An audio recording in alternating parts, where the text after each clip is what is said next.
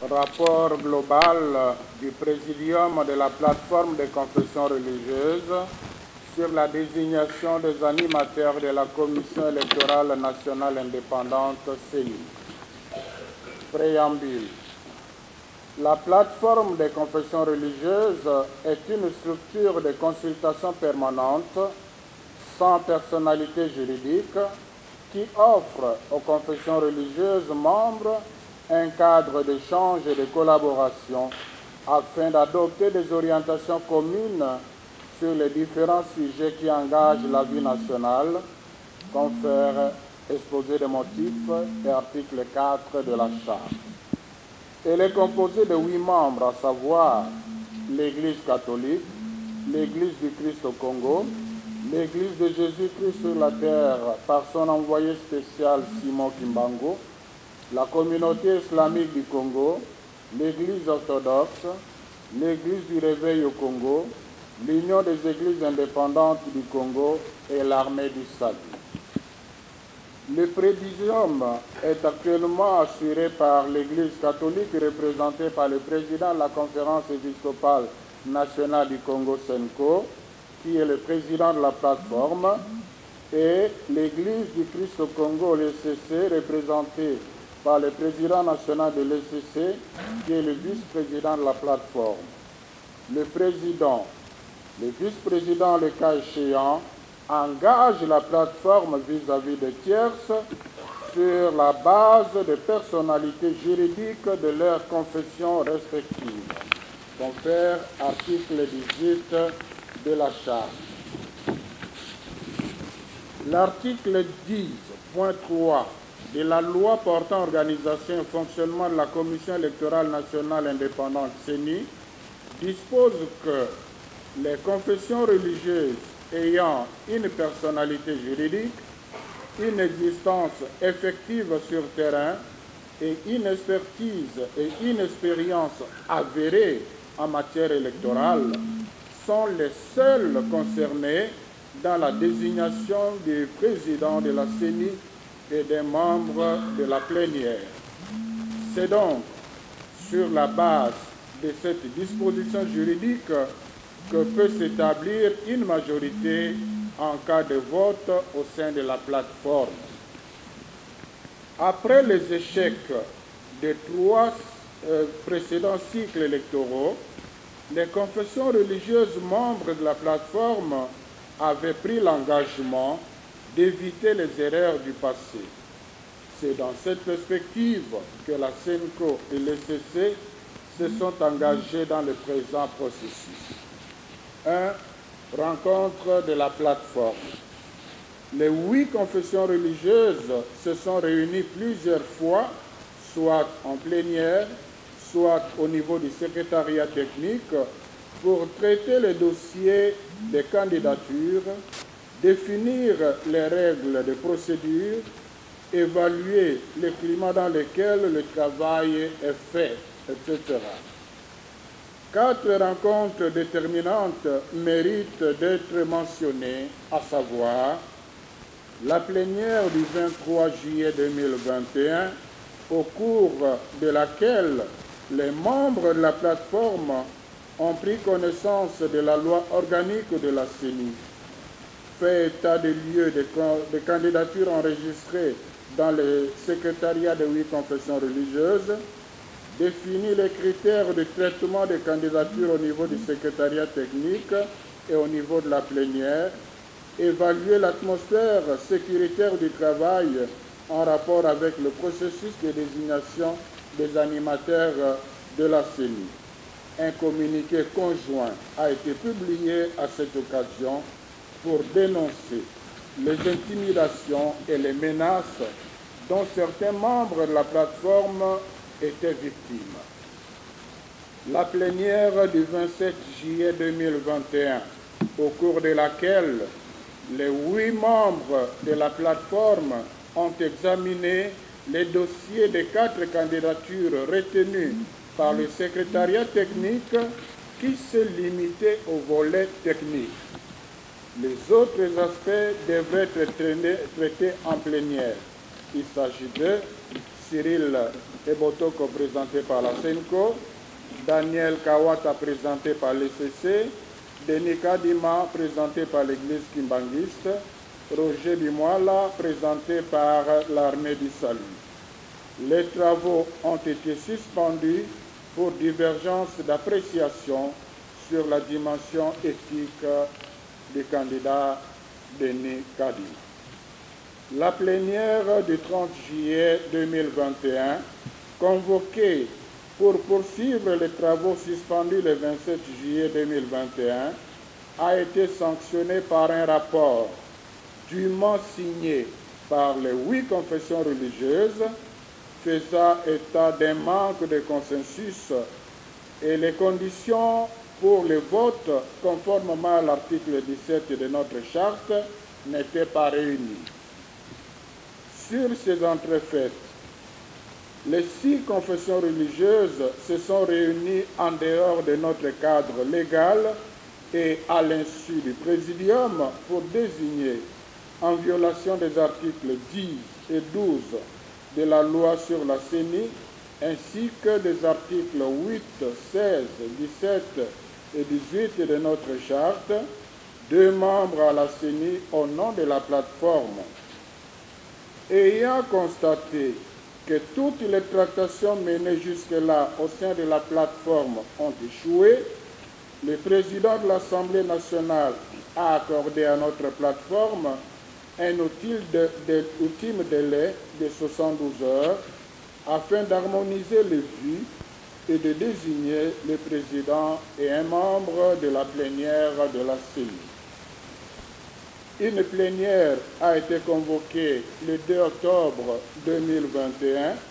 Malheureusement, elle s'est soldée par une note de non-consensus suite à un conflit d'interprétation de la lettre du président de l'Assemblée nationale. 2 points de divergence. Le principal point de divergence est l'appréciation de la candidature de M. Kadima Denis sur fond de l'article 12, alinéa 1 de la loi sur la CENI et de la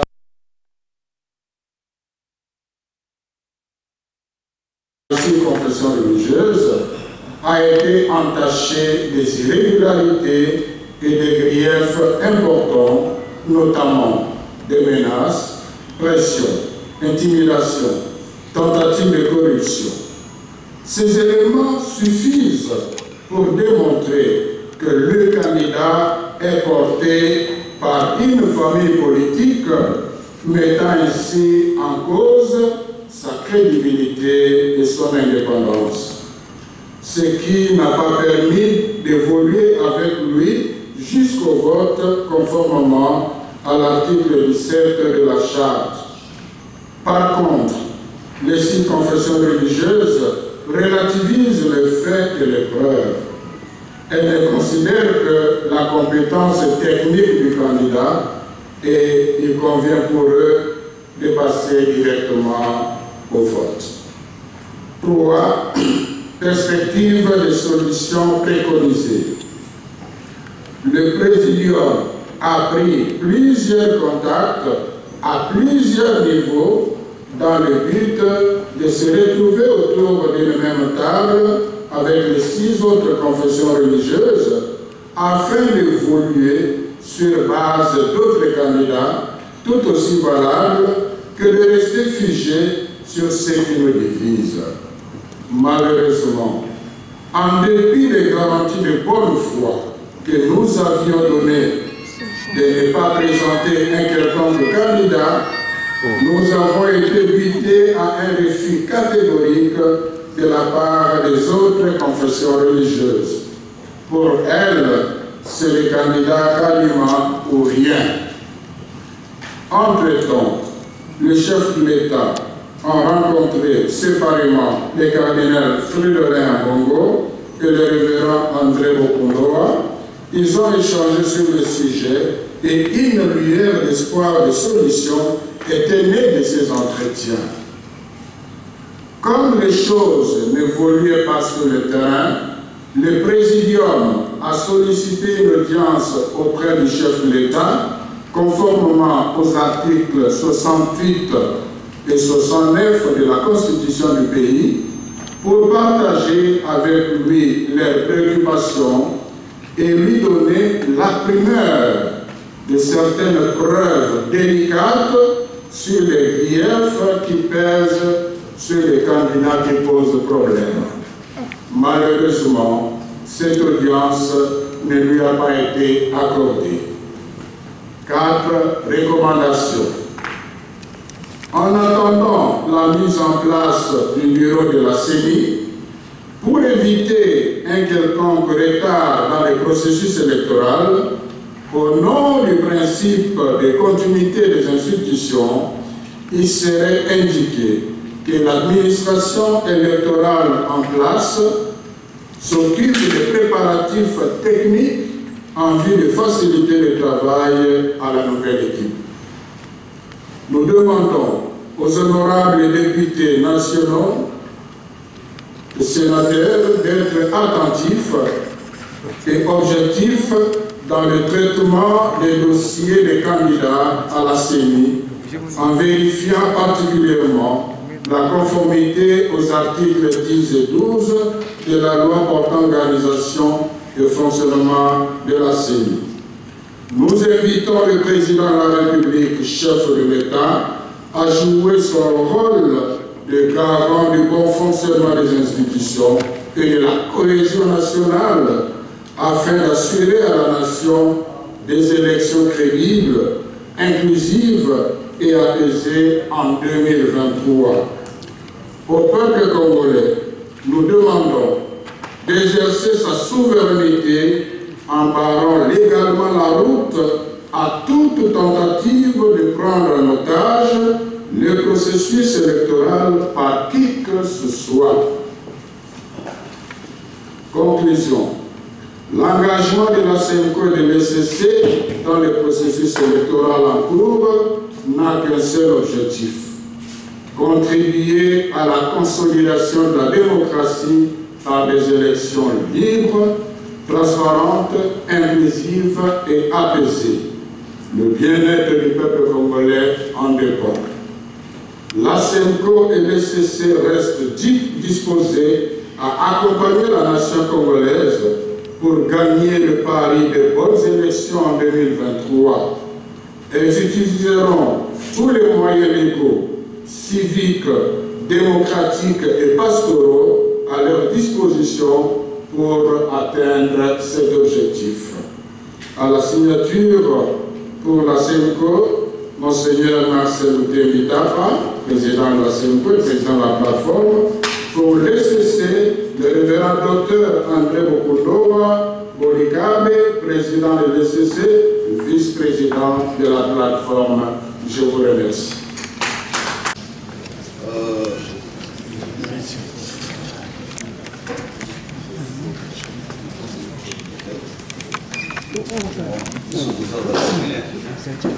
Je pense que vous êtes aussi fatigué.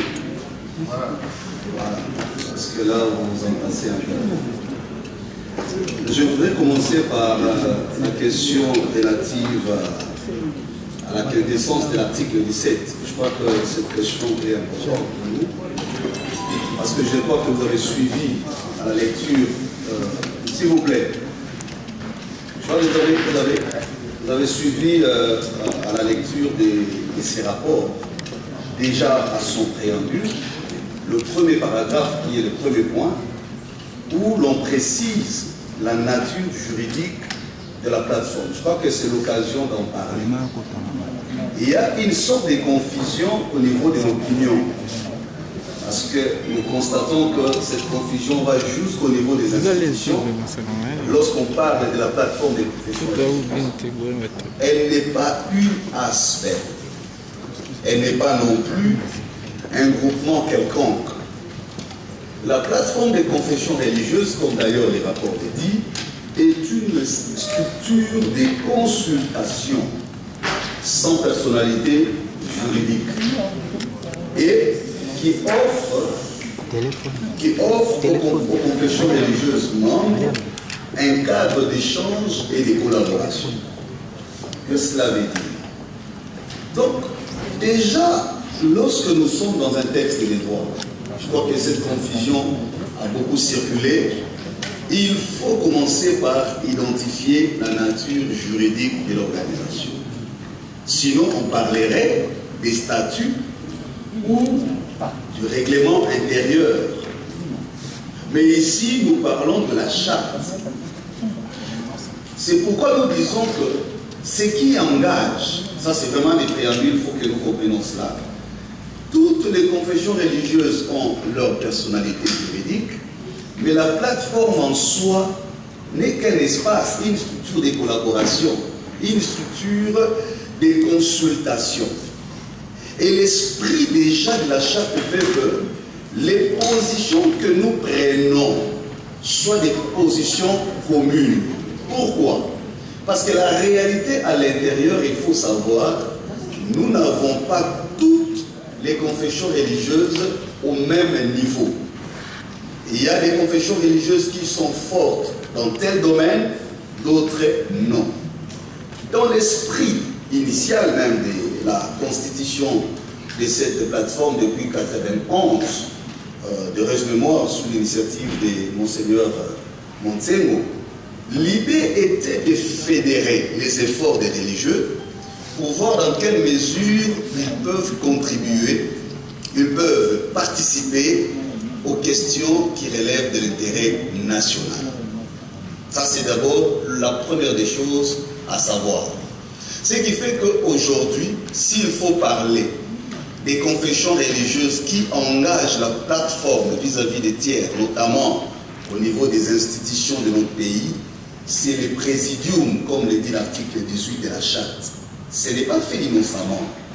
Parce que la plateforme elle-même, n'ayant pas une personnalité juridique propre, elle utilise la personnalité juridique du présidium, donc de la SENCO et de l'ECC. C'est comme ça que toutes nos correspondances, vous verrez qu'il y a les logos ECC SENCO. Ça, c'est un élément important. Maintenant, sur l'article 17, quand est-ce qu'on en vient au vote? C'est ça la question. Malheureusement, il y a, je vais le dire comme ça, un mensonge qui a circulé où on dit qu'un vote serait effectué au cours duquel 6 auraient voté pour les candidats Kadima et 2 auraient refusé. Ce qui n'est pas vrai. Je crois que vous avez suivi les rapports. La réunion qui a conduit à ce que nous constatons tous publiquement comme option prise par les 6 confessions religieuses a été tenue à l'encontre de nos dispositions de la charte et même de la loi électorale. Encore que c'était à l'insu du présidium. Donc cette réunion, ce n'est pas au cours d'une plénière ordinaire qu'on ne parvient pas, qu'on n'est pas arrivé au consensus et on serait passé au vote. Non. La séance du 27 qui a été suspendue l'avait été sur la base d'un manque de consensus au niveau de l'appréciation de la candidature de Kadima. L'élément de divergence des rapports l'éthique, c'était sur les éléments qui touchent à la moralité. Les éléments de corruption, les éléments de menaces et de pression. Pour l'ECC et la SENCO, ces questions sont ce qu'on appelle en droit des questions préjudicielles ou des questions préalables. On ne passe pas ces questions sans les avoir vidées. Pourquoi? Parce que l'article 211 de notre Constitution veut que la CENI soit une institution indépendante. Parce que dans ce qu'on appelle en droit constitutionnel la hiérarchie des normes, il y a la norme supérieure de laquelle découlent les normes inférieures. Et la norme supérieure chez nous, c'est la Constitution. Et